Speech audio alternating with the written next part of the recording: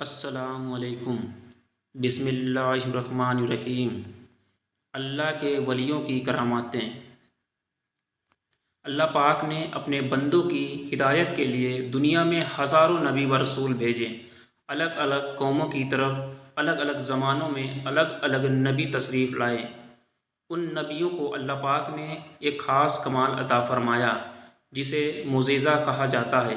ان سبھی نبیوں رسولوں کو دیکھ کر یا کہے ان کی ہدایتوں اور نصیحتوں کو سن کر الگ الگ زمانوں میں کافی لوگ ایمان لائے، اور کافی لوگ ایسے بھی تھے جو معجزہ دیکھ کر بھی ایمان نہ لائے۔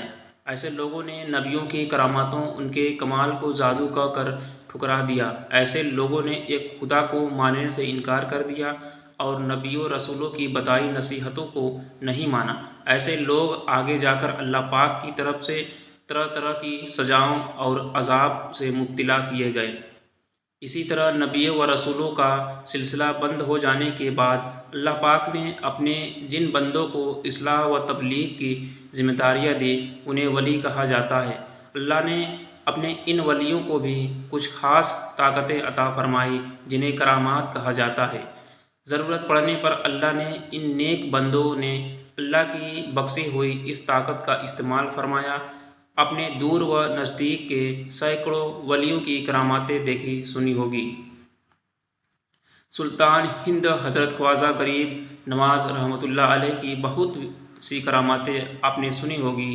آپ اپنے پیارے رسول کے فرمان کے مطابق تبلیغ و اصلاح کے لیے ہندوستان تشریف لائے اور اجمیر کو اپنا تبلیغ مرکز بنایا۔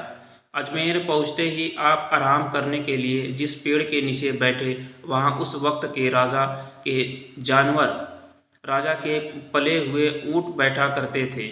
راجا کے سپاہیوں نے جب آپ کو بیٹھے دیکھا تو راجا کے سپاہیوں نے آپ سے کہا، یہاں سے اٹھ جاؤ، یہاں ہمارے راجا کے اونٹ بیٹھا کرتے ہیں۔ آپ حضرت خواجہ غریب نواز رحمۃ اللہ علیہ نے فرمایا، اونٹ تو کہیں اور بھی بیٹھ سکتے ہیں۔ یہ سن کر راجا کی سپاہیوں نے آپ کو تیز آواز میں اٹھنے کو کہا۔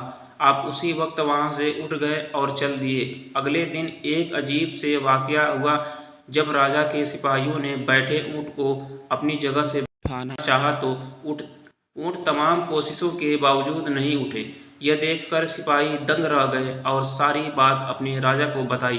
راجا نے سپاہیوں کو حضرت خواجہ غریب نواز رحمۃ اللہ علیہ سے معافی مانگنے کو کہا اور کہا کہ انہیں ڈھونڈو اور ان سے معافی مانگو۔ راجا کے ایسا کہتے ہی سپاہیوں نے آپ حضرت خواجہ غریب نواز رحمۃ اللہ علیہ کو ڈھونڈ کر آپ سے ان کے کیے برتاؤ کی معافی مانگی۔ حضرت خواجہ غریب نواز رحمۃ اللہ علیہ نے اسی وقت انہیں معاف کر دیا اور کہا کہ تم جاؤ، تمہارے اونٹ اب کھڑے ہو جائیں گے۔ سپاہیوں نے جب واپس آ کر اونٹ کو اٹھانا چاہا تو اونٹ اسی وقت اٹھ گئے۔ سبحان اللہ! یہ ہے ہمارے خواجہ غریب نواز کا مرتبہ۔ حضرت خواجہ عثمان ہارونی رحمۃ اللہ علیہ حضرت خواجہ غریب نواز کے پیر مرشد تھے۔ یہ وہی بزرگ ہیں جن کی خدمت میں ہمارے خواجہ غریب نواز نے اپنی جوانی کے 20 سال گزارے۔ ایک بار کی بات ہے، ایک دن آپ اپنے پیر حضرت خواجہ عثمان ہارونی رحمۃ اللہ علیہ کے ساتھ سفر میں تھے۔ سفر پر چلتے چلتے آپ دجلہ ندی کے کنارے پہنچے۔ ندی پار کرنے کے لیے کوئی کشتی نہیں تھی۔ حضرت نے فرمایا، معین الدین اپنی آنکھیں بند کر لو۔ پھر تھوڑی دیر بعد فرمایا، آنکھیں کھول دو۔